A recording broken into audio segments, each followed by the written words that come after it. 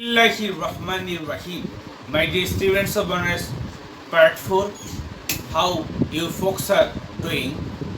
Today I am going to discuss situational language teaching and its approach, design and procedure. Situational language teaching was developed by the British applied linguists such as Palmer, Hornby, Firth and Halliday in the 1930s to the 1960s, and it had an impact on language courses used now.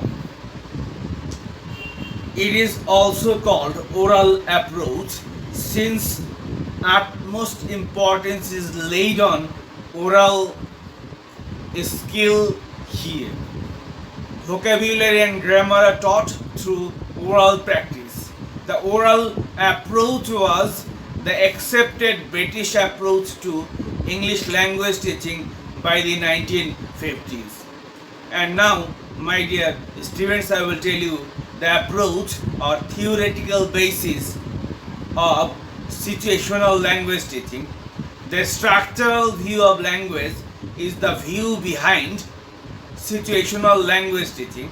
Speech is viewed as the basis of language and the structure is being at the heart of speaking ability. This is a view similar to American structuralists, but the notion of the British applied linguists that structures must be presented in situations in which they could be used gave distinctiveness to situational language teaching.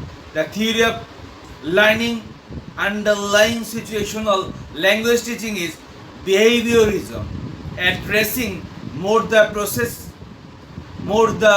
processes than the conditions of learning. It covers the following principles. Language learning is habit formation. Mistakes are bad and should be avoided as they make bad habits. Language skills are learned more effectively if they are presented orally first, then in written form. Analogy is a better foundation for language learning than analysis. The meaning of words can be learned only in a linguistic and cultural context. And now, my dear students, I will tell you the design of situational language teaching. The design of the situational language teaching is implemented through objectives, syllabus, and teacher and student roles. These are discussed below. Now, I will tell you the objectives of situational language teaching. First, a practical command of the 4 basic skills of a language through structure. Second, accuracy in both pronunciation and grammar. Third, ability to respond quickly and accurately in speech situations. Fourth, automatic control of basic structures and sentence patterns. Syllabus. Basic to the situational language teaching is a structural syllabus and a word list. A structural syllabus is a list of the basic structures and sentence patterns arranged according to their order of presentation.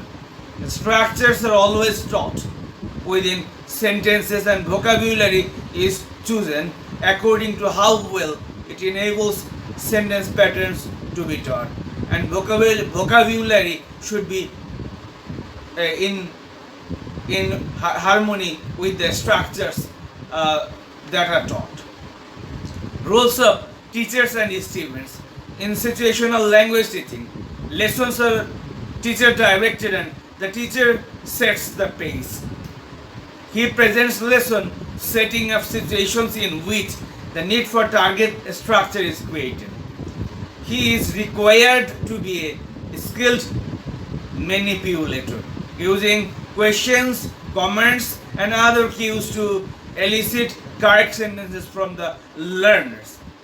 In the initial stage of learning, the student is required simply to listen and repeat what the teacher says and respond to questions and comments. In the later stages, active participation of students is encouraged through interaction among themselves. In any case, however, the student has no control over the content of learning.